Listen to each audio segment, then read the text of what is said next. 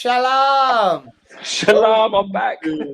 LJ's Spurs chat with Dan. Well, And it's good to come on here after a good performance. I'm not going to let anyone knock me down by saying it's only Copenhagen and all that shit. You can only beat what's in front of you. Right. 10-man Tottenham thrash Copenhagen. Tottenham finally delivered a final third display and at home to give the team a much-needed boost ahead of the Manchester United game on Saturday. Always in control. They led thanks to a lovely assist by Xavi Simons to Johnson, who rounded the keeper and slotted in from a very tight angle. Simons was brilliant, to be fair, and could have had two more assists, but Kolo Muani missed two sitters, even though he did play very well himself. One of those brilliant bits of play from Muani hunted down the Copenhagen keeper. The ball flew into the air, and Muani produced a sublime touch to control the ball, and then had the calmness to play it back to an on-rushing Odegaard, who himself stayed cool to place it into the corner of the net. In the 61st minute, we can talk about this soon, Dan, Brennan Johnson received a red card after VAR review, as he was adjudged to have made a studs-up challenge on Piera. My personal opinion was, I thought it was harsh, as Johnson's foot bounced off the turf before making contact. But the still image shown immediately to the referee on the monitor, he was always going to produce the red card. But any chance of Spurs crumbling vanished 3 minutes later after Mickey van der Ven picked the ball up on the edge of his own box and sprinted up the pitch like Usain Bolt, leaving 5-6 Copenhagen players in his wake, and then finished like a world-class striker. A truly fantastic goal from the Dutchman. 3 minutes later, and this time it was Romero's turn to be on the edge of the box attacking, and he calmly laid the ball off to Polina, who scored with ease. There could and should have been a fifth after Dane Scarlett, who produced a good little cameo, was brought down in the box, but Richarlison smashed his penalty kick against the bar. Maybe karma, as I think every Spurs fan wanted Scarlett to take the penalty. A quick shout out to Rodrigo Bentancur, who, again, in my opinion, who may not have been the most flashy or standout player, but he was absolutely outstanding with nice touches, breaking up the play, retaining the ball, calm under pressure, and he was absolutely everywhere on the pitch. A brilliant display from the Uruguayan, who was my man of the match. Without getting carried away, it was only Copenhagen, but you can only beat what's in front of you. And the defeat would have been an absolute disaster after the Chelsea debacle, and it was good to see a reaction to it. So a much-needed win, and hopefully a confidence builder going into Saturday's early kickoff against Manchester United. Over to you, Dan. well, mate, I have to say, I agree with what you're saying. That basically, you can only beat what's in front of you. Sorry, mate, I'm just trying to. But sometimes you just need a game like that, don't you, to get yourself out of that little fucking rut. That little rut that we've had this sticky moment of playing at home. So many games now. We're so good away, and sometimes, do you know what? We need those games, and I'm just glad that it came last night, and I'm glad that it proves that we're not this dud of a team, to be honest. We can create this fucking XG, what everybody goes on about, and it pisses me off so much.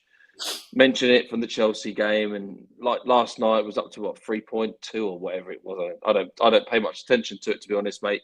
I watched the game and I like to see the players getting, and that's what they did last night. They were tremendous last night. Dropped a few people. Yeah. And that interesting. But I thought the overall performance was a bit of a breath of fresh air, to be honest. Quicker, not as quick as what probably me and you would like it to be. But then when you've got Vicario and Romero playing at the back, yeah, I think it's never going to be that quick anyway. So I think it's the transition from back to front, which has been probably annoying a lot of people. And the fact that marking spaces where there's another player marking a space, and we actually haven't been marking players itself. So, but no, it was a brilliant performance. Great to see. Quiet night for Vic. Nice for him to have a bit of a quiet night. Must admit, I did love his fake flipping hamstring injury when Johnson got sent off. I thought that was absolute quality, and that's just definitely, mate, definitely. Excellent performances. I agree with you. for me last night. That was probably his best game that I've seen him play in probably since before he did his ACL. That was his best performance for me. And I said to you, didn't I? I said it just nice to see him doing that without Paulinho being there and just proving that actually we don't need them both on the pitch at the same time. Granted, the opposition are not the highest of calibre in the Champions League, but let's say you've got to beat that team that's in front of you, and they could have made it more difficult. Nice to see Simmons looking happy, even though he was a bit. He knows that he come off, and it was for the better for the team. I would have liked to see him stayed on and Sarr gone off, but it's one of those things. Do you know what I mean? He was good tonight. He looked like he felt a bit. I could feel like he felt different about how he was going to approach last night. Do you know what I mean? And the ball seemed to be quicker. And I said to you, he's picking up pockets now. The pockets are where the space are. And our players just need to trust him. And I know his touch hasn't been the best of late, but they've got to trust him. Do you know what I mean? He's technically fucking brilliant. And some of his turns and everything last night, and he's laying off. And it's that quick touch football that he's good at. Do you know what I mean? And in a tight space, when you haven't got your Maddison, or not necessarily Kulusevski, but you need a player like Simmons, and I've got no doubt that he's going to be a top player for us. Time, bulking up, getting used to that physicality. So it's good to see him. Wani last night, another breath of fresh air for me. Just proves that fucking the dross. I'm sorry to say it. Well, actually, I'm not sorry to say it. Richarlison is, mate.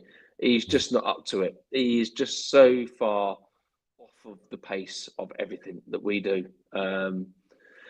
So I think that summed it up in his play last night, and the way he took that penalty. Yeah, he was unlucky with his header and taking the penalty, but fucking hell, he's supposed to be an international player. He should just make that goalkeeper make a decision which way he's going to go and then slot it in. For me, that's the easiest thing he should have done.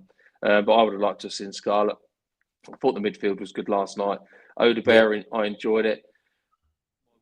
One bit is that we were still a bit slow, and it showed when we went 1-0 up that how easy it is just to relax, stick in the mud, and think, yeah, it's okay.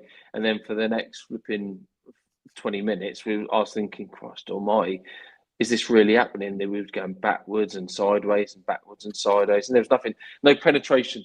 Do you know what I mean? So it was just a little bit slow and laxy-daisy for me. But no, the boys did well. Great performance.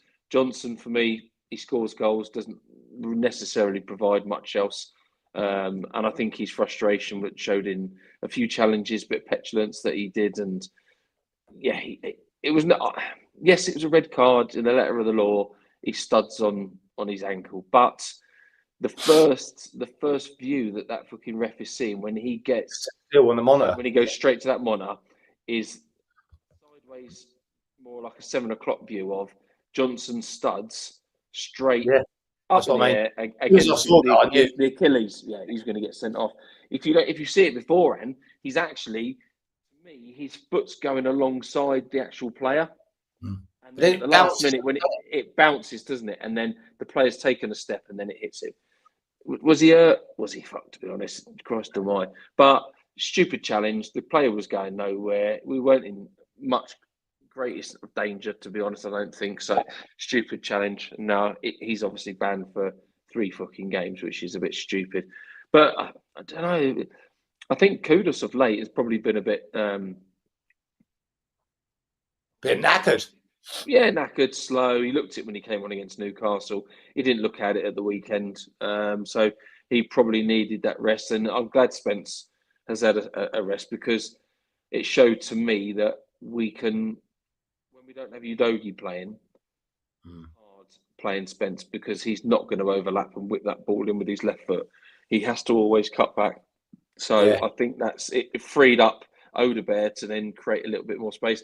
There's a couple of times when Odegaard and fucking Simmons got in each other's ways, and I think Odegaard took the ball off Simmons' feet. Yeah, there was a couple of times when it could have been threaded balls through. But listen, we got a result, what we needed. We're still unbeaten in the Champions League, which is nice to see.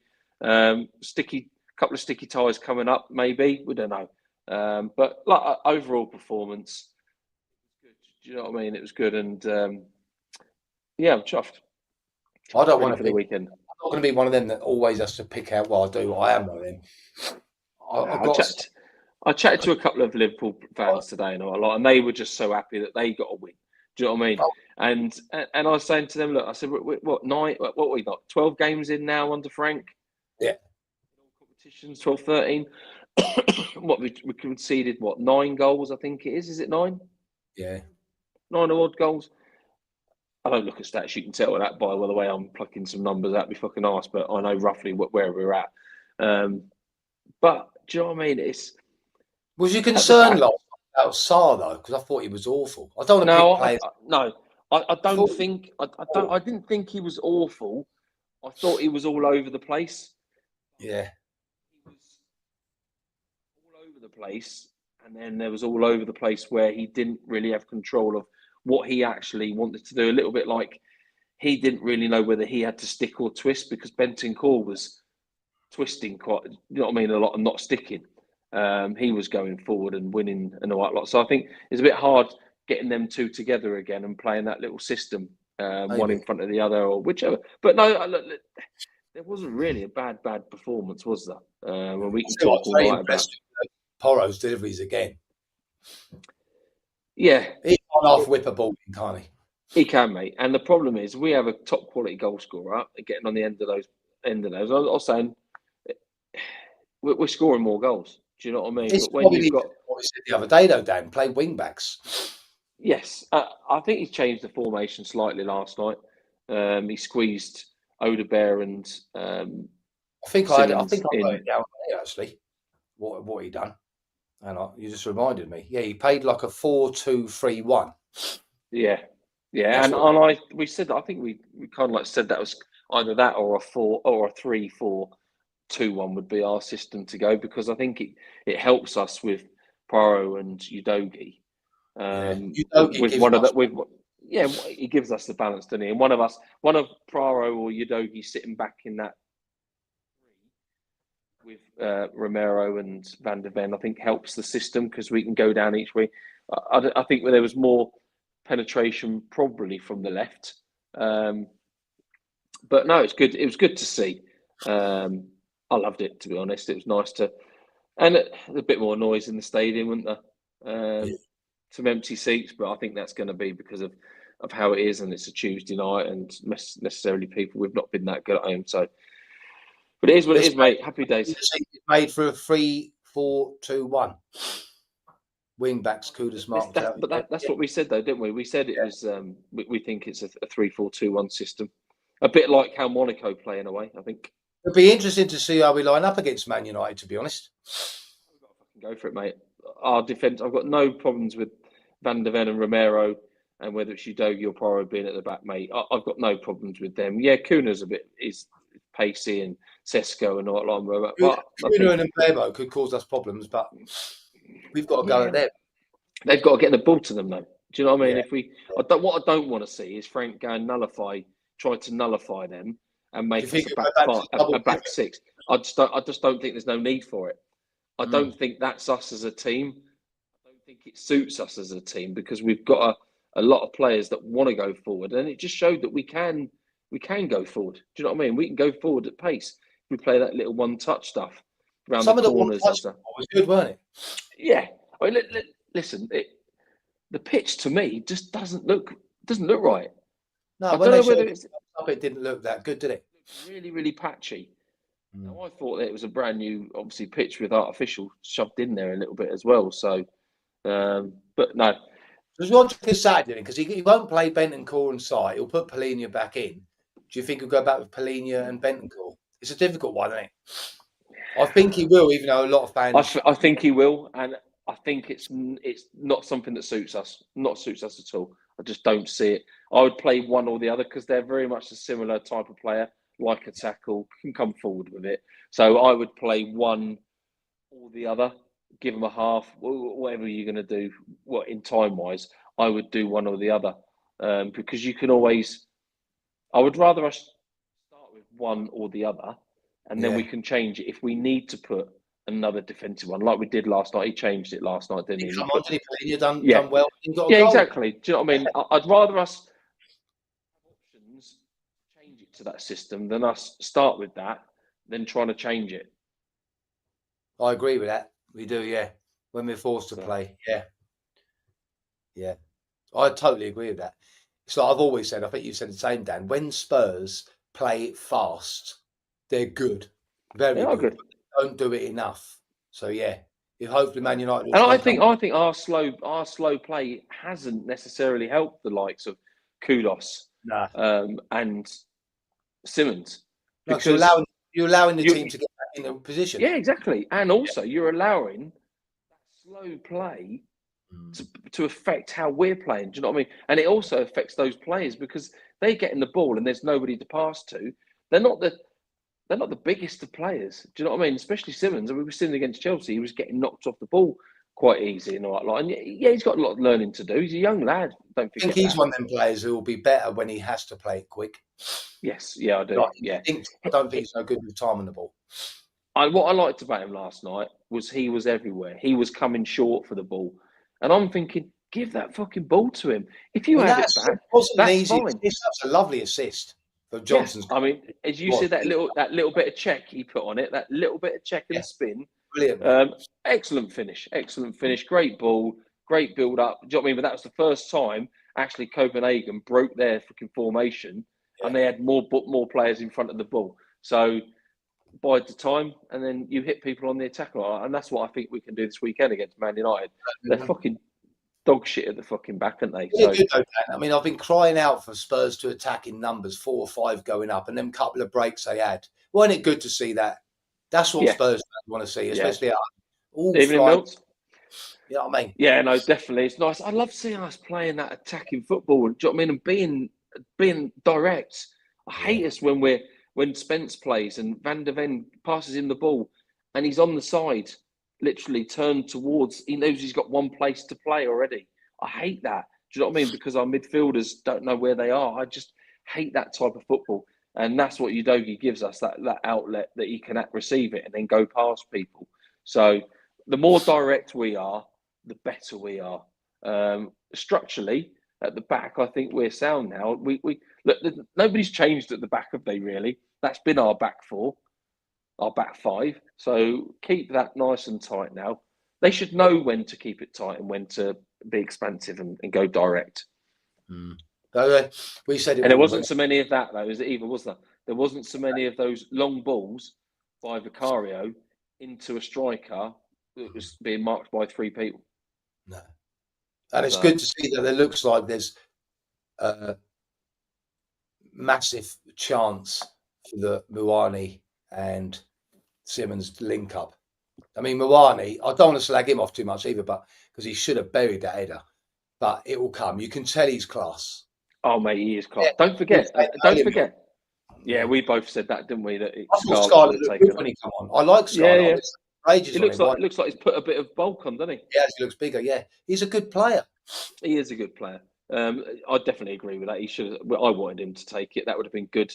But Richarlison, mate, I think that just proves. If anyone said to me, right, even at the start of the season, look, we're going to start the first 3 games, but we don't know who to choose, Richarlison or Scarlett. Who would you choose? I would have chose Scarlett because he's a natural finisher. He's natural runs. Richarlison doesn't really run. Not into he don't. No. He can't. He's not a great holder up of the ball or anything, is he? He always gets beat when his back's to their goal with the header from. It is what it is. I don't think he'll be with us. Oh, he looks good, don't he? Yeah, he does. And like I said to you last night, he's a player that's not played a lot of football. Nah.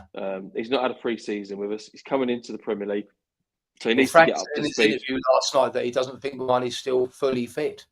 I don't think he is either, mate.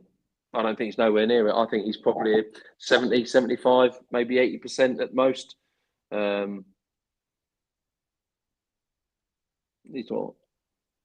He's on about Porro. Do you know what, though? Porro's defending has improved. It has improved. It has improved. He only gets unstuck when he comes up against like a worldly speedy winger, but doesn't all fullbacks. It is. You're right. So, I mean, Hotspur, he's right there. It is a waste having them two as a right and left back, because they need to be opening their legs up, because they can both deliver a decent ball. Yeah, it's a shame actually, because I like Spence. He's a good footballer, but like we said, with Udogie, he gives us that balance.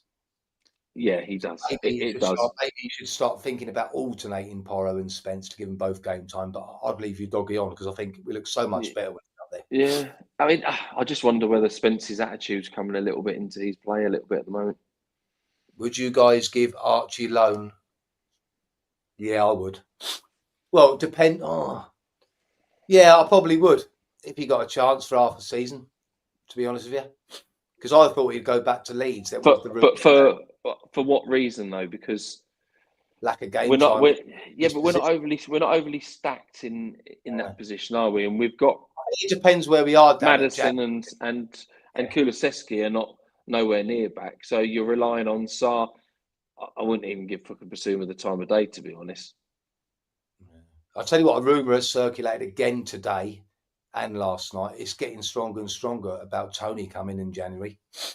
And I want to say, yeah, there was a couple of other things that I was going to say, but I thought we'd talk about transfers and stuff a little bit.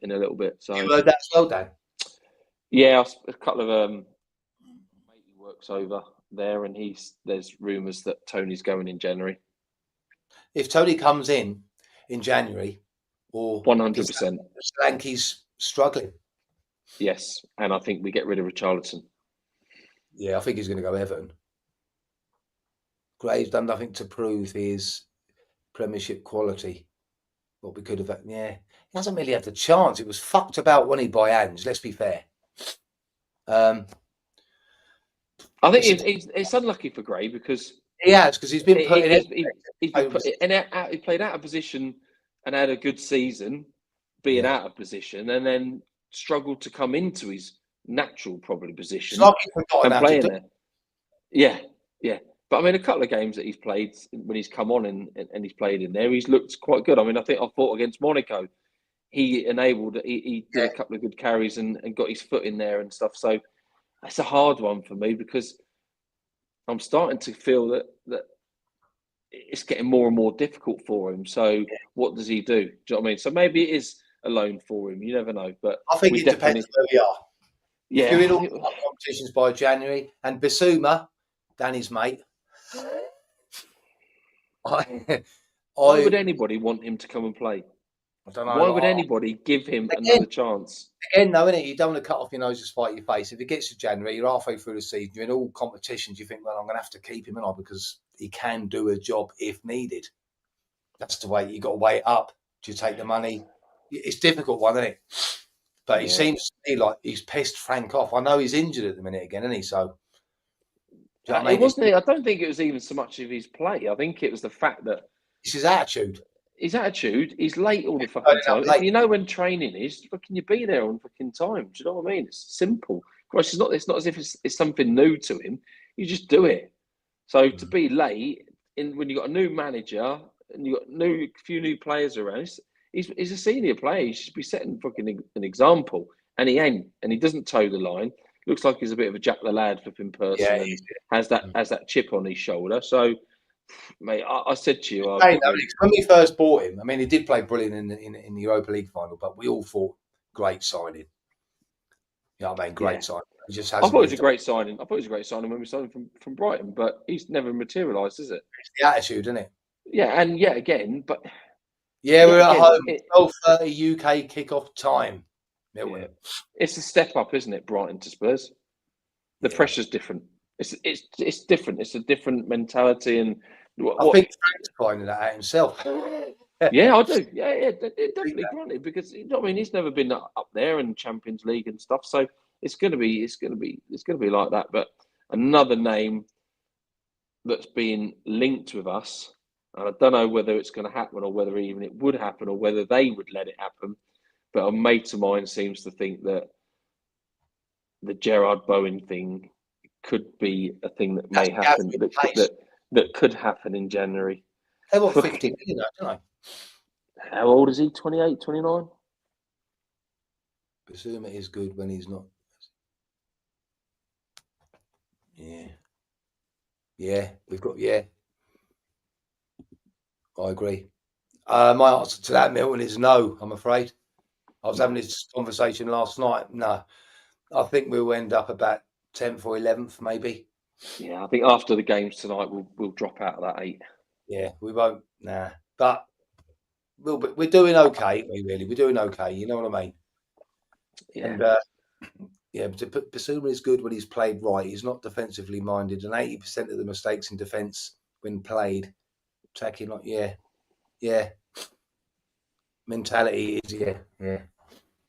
Listen, all we can do is just enjoy the journey of this Champions League because I don't think we really expected to get through to the next bit. It would be nice to get through to the next bit, but I still think that we need to sign a few players in January. I think that's my opinion.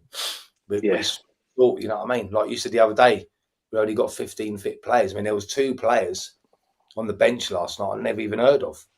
Yeah. I do follow the youngsters and that, but I was like, who are they? Do you know what I mean? It's worrying that. Totally agree. The game's getting thick and fast. The worrying thing is, and it is difficult, Frank, and a lot of Spurs fans do forget, probably other teams as well. I know we had the pre-season, but you now you got like 3 games in a 7-day period now for however long. You don't get any time on the training pitch, do you? Not really, because you've got to think about it. They're going to have a light session, aren't they, to recover after the game? You can't go out there going hell for leather. They're not. And you can't do tactical things like he wants to do. Do you know what I mean? It's going to take time, isn't it? Yeah, definitely. We need getting settled, getting his what he wants, how he wants to play. We've got to build this squad now. We've got to get these players in. Do you know what I mean? Right. So we're going to keep it short tonight. So still, no one has won my mug. I'm starting to think I don't want the mug. What did I say? 2-0. I said 3-0, didn't I think? Anyway, Manchester United at home, an early game, 2-2. 3-1. Well, you're going for the mighty Spurs? Yeah, I just even though United have picked up a bit of form. Yeah, I still think United are shit at the back. They're half decent in midfield, and they've got a couple of decent forwards. I just think that Spurs are going to have too much for them. I just think they are. Yeah, I just worry about, I don't know, maybe hopefully Mawani will start again. I'm hoping Udogie starts again. I'm hoping that a fit. I reckon Tell's going to come into there somewhere along this. No, don't say it, Danny. I hope that he starts with Kudus, and I hope Kudus is fit. I hope he starts with Udogie. I do think that he'll start with a double pivot. I do think he will do that. Yeah, that's about it, really. That's the only thing that really. That's what worries me. Shouting at the telly last night, Dan. We was not impressed with Sarr, but I don't want to single him out. He started the season so well, and I'm going to go back to what I said under Ange. When you give Sarr 5, 6, 7 games in a row, he's a well beater. But when he comes out and he has to come in, he doesn't suit the new age of rotation. He's not one that can come in, have a game, drop out, have a game, 2 games. You know what I mean? Yeah, I agree with you. I think we look better when we have. He looked better when he was up the top end of the pitch, to be honest. Yeah, because he's got the legs. He's got the legs. But then, fucking hell, we've had Paulinho in the flipping box. We've had bloody Romero running through with the bloody ball. That was funny because Romero was there and he was like, shit. Yeah. He didn't want to shoot, did he?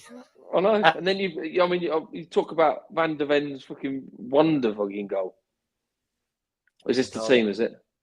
Yeah. Wings back to Udogie. Yeah, that looks all right to me, mate.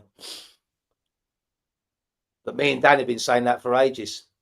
Yeah, that's the team. That's what we said, didn't we? Yeah. Yeah, the Van der Ven goal. I mean, it wasn't just the run to me, it was the finish. Oh, quality, mate. Amazing finish. And then you had that twat Jason Cundy on TalkSport arguing with Jamie Earl saying, you can't let a player run for you unchallenged. Mate, they just couldn't catch him. It wasn't about being unchallenged. He's fast as fuck. Yeah, but when time again, it's the finish was like a striker. I wouldn't have expected Richarlison to be even if he'd have received that ball on the edge of the box, he wouldn't have finished like that, Dan. No, would he fuck? That was a mental finish. Never in a fucking never. There's Do you know no what way Richarlison. Hamstrings. I was thinking hamstrings. Yeah, I know. But I think yeah, every time he goes down, I think hamstrings. He is. See, look, I'll tell you what. I'm going to ask you a question here, and for people that watch this normally like later on, I'd like to have a little thing, and I might put it on social media later on or tomorrow, because me and Harry have this debate, right? Who is, in your opinion, who is the better defender, Romero or Van der Ven? I'll tell you what, it's. I'd love to know people's opinions on this. Me personally, I'm going to say. Oh, God. I nearly said something then, and I was like, "Do I?" And I'm going to let you into a secret. Milton's agreed with me, but Harry's convinced it's Van der Ven. And I'll tell you what, I'll let you have a little bit to think about that while I explain why, yeah? So he said Van der Ven. Right, so while you have a couple of seconds to think about it, this is what I said to Harry. Right? Harry's my boy for all you followers on it. And I said, as a defender that you want to tackle, you know, it's got to be Romero. As an attacking outlet with pace, it is Van der Ven. But at the moment, I think in 2 or 3 years' time, when Van der Ven's defending will get to Romero's level, he will be a better player. But at the moment, as a defender, I think it is Romero. Because I still don't get comfortable with Van der Ven getting the ball at his feet, like what cost us against Chelsea. You know what I mean? Yeah, but I think what you're saying is for me, it was he was sent short. Yeah. But I don't like it when he's got the ball at his feet. That's my personal opinion. Are you going to say Van der Ven then? Yeah, I am. I love the way he can tackle, mate. He can sprint. He's massive. He can head the ball. He's commanding that box. Honestly, I think at this moment in time, and you're saying in 2 years, I'm saying now he is a better centre back at this moment for Spurs than what flipping Romero is. In all honesty, how long do you guys reckon? Yeah, I know. This is the worry. Somebody comes in with 100 million. I think it again. But we haven't got fucking Levy, and we're not a selling club anymore. No. Well, it looks so like unless he wants to go, then he stays. God, everyone's going for it now. Everyone's picking on me again. I'm not going to tell Harry. I'm not going to tell Harry. I don't know. I don't think it's. I think he's. I'll tell you what. You know what was that day? Did he come on? What game was it? Did Romero? What was that game when he came on? Romero? Chelsea last week. Romero came on. Yeah. Look at the difference that he made when he came on. You know what I mean? Yeah, but you're talking about you're comparing him. No, he's not made, man. You're talking about Romero here. So if you're saying then, all you lot on here, if Romero had Van der Ven's pace, would that swing it in Cutie's favour? Is that basically what it is? No, because I don't think I think he has a stupid challenge. Sometimes he's Argentinian ways. I mean, you look at him last night. He was fucking clattering into fucking players last night off their shins. Yeah, getting walked off. Yeah, exactly. Yeah. But I mean, don't get me wrong. We've got 2 quality centre halves there. And if we've got any aspirations, we've tied one of them down. We need to tie the other one down. Fucking hell, give Van der Ven fucking 150, 70. I don't give a shit. Or was it just being discussed? I'm not sure. I've not seen anything. He's not agreed anything yet, has he? I don't in discussions. No. At the moment, Van der Ven, he's top goal scorer. He scores with his head. He scores with his feet. He's pace, power. He can fucking tackle. He is, for me, at this moment in time, the best defender in the Premier League. Well, that's me told, don't I? That's just my opinion, though. I'll tell you what it is. So I'm getting slated here. I'll tell you what I think it is with me. I'm a bit of a fucker, you know what I mean? See, I love shithousery because I would do exactly what Romero does. I would. Yeah. I just love it. I love the hard challenge. I'm a bit old-fashioned. I love the old hard challenges. I love shithousery. That is why I think I've been more patient with Richarlison. My patience has run out, by the way, because I love his shithousery. I just love it. He's You know what I fucking mean? awful. He is awful, yeah. Cheers, man. I'm also going to put on a fucking thing. I might put it on Twitter, lady, about it. But I've got to admit, I don't know if any of you boys want it. I'm considering coming off that fucking thing, Twitter, X, whatever you want to call it, because it's so bad. Even after last night, I mean, you get some wallies on Facebook, but after last night, even there was still people saying, it's only Copenhagen, blah blah, and I thought they're only happy if they're unhappy. Why can't you be happy? They're on their fucking mode, mate. At the end of the day.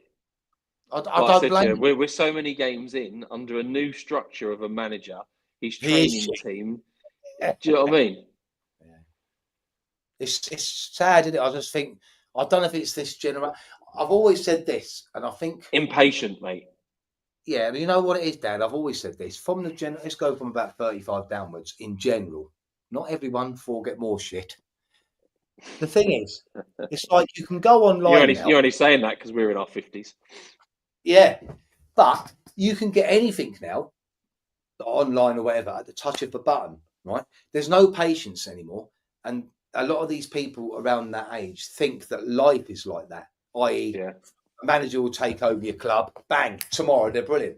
And it doesn't, they are tuned off. That is it, man. Yeah, it doesn't work like that. Life doesn't work like that, even though does it fuck? You know what I mean? You've got to give him time. But yeah, I'm well happy with that performance. I'm looking. Listen, we said before, we needed something like that to get us out of this. To get us out of this rut, give some confidence to a few of our players that are below par at the moment.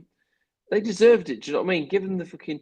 You see them coming off that pitch smiling. It's nice. Yeah, they were disappointed. I think they were frustration on Sunday. On Saturday was a massive thing for like the Spence and the Van de Ven thing and all that lot. Because actually, did Chelsea really do that much? I don't think they did that much, mate. To be honest, and it was a mistake.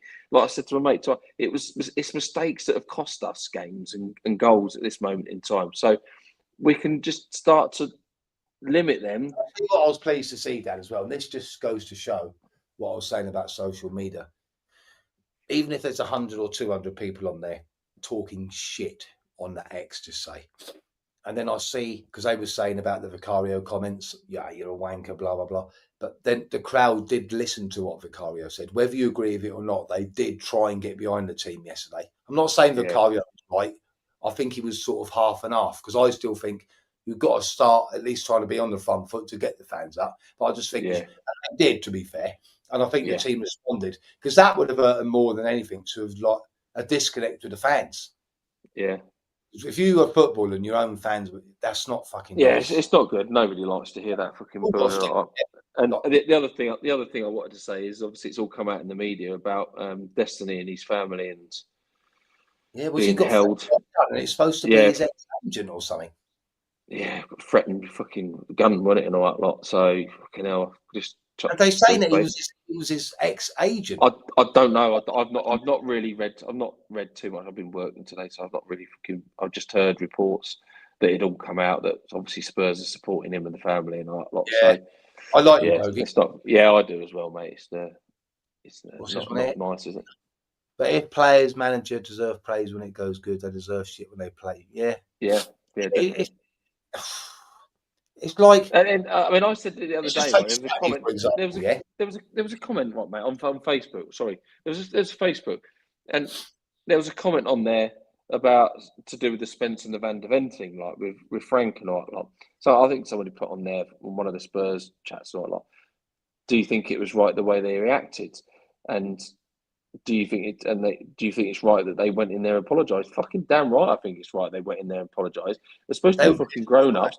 If they want to act like stroppy kids, they've got to fucking grow some bollocks and go in there and say, look, sorry, frustrated, whatever, didn't mean blah, blah, blah. But they've also got to take the hit on the fucking chin when they're playing fucking shit and they're making mistakes. Do you know what I mean? They've got to learn to lose before they can fucking be winners. And if you can't learn to fucking lose and take it when you're playing shit and all that lot, then you're never going to be a fucking winner. I want to see that, Dan. I understand that. But what I'm saying is, let's take Saturday, for example, right? I get Man United. I know they're not as good as what they used to be. It's still a big game, isn't it? You know what I mean? Yeah, it is a big game. I want to see, even if we play shit in the first half, maybe go a goal or two down. Totally agree, Mills. I want to hear the fans still getting behind them, because I would. Half time comes, boo them, no problems. But my not during the game. I just don't think during the game, and I don't understand. I think I said this last time. I don't understand why you would boo your own player, because he ain't going to want the ball. No, it makes it harder, doesn't it? Show your dissatisfaction at half time, because the manager could turn round then and say at half time, look, the fans have been absolutely behind you. We're losing 2-0 here. They're still fucking behind you. Yeah. Show the boos at half time, but they are getting behind you while the game is playing. That is the way to do it, I think. You know what I mean? Yeah, I agree, mate. I'm looking forward to Saturday. What's that? How long does it take you lads to go to the game? It used to take me about an hour and a half. Yeah, true enough. To be honest with you, Milton, I don't go anymore. I'll go once in a blue moon, but it's just too much fucking money, mate. If you've got a family, it's too much money. I was actually talking about this before. Come on, it probably cost me, say, an Arsenal game, which is classed as a grade A now, or whatever they call it. You're looking at 90 quid for the fucking ticket. You got to get up there. You'll go in the pub, wouldn't you? You'll have some food. Oh, fucking definitely, mate. You're looking at 150 quid. Do you know what I mean? And if you've got, say, a couple of kids that want to go with you, you can double that. Do you know what I mean? I'd love to go for every game, but you can't go all the time. Season tickets. You know what I mean? We've both been there, like all those seasons and seasons. But why is everyone out of it then? Yeah, money, travel, work, everything now. Life changes. Do you know what I mean? And that's one of the things why I can't get down there as fucking much, and it pisses me off. I hate watching it on TV. It's nothing better than watching it in the stands. No, it's great. It's totally different from when we were down there properly watching it at the old White Hart Lane. Do you know what I mean? Because people used to get grumpy and pissed off, but you never used to. You hear that? You can just sense that animosity in the stands at the moment. Do you know what I mean? And maybe that's because people have only been going over the last couple of years, or they've got minted, or that might be a generation game. Like Milton said, they feel they turn up to be entitled to it. Yeah. You know what I mean? But football and life don't work like that. Yeah. Anyway, Dan, I'll let you go. And we'll look forward. Yes, mate. Yeah, I've got a bit busy. Got some work to do. Yeah, it's too much. Yeah. Bring on United, and if we can get another, because I think this is another bloody international break coming, isn't it? I hate international breaks. I hate international breaks. I don't even bother watching it. But yeah, if we can get a win at home to Manchester United, the momentum, the Liverpool will be back on form again, because we haven't got. I think it's 6 out of 7, and we've lost before the break. Yeah, but we did all right last time. Yeah, but let's enjoy the moments, Spurs fans. 4-0. Up Spurs. Shalom. Danny, see you later, mate. Cheers, mate. See you later. See you later, mate. See you later, everyone.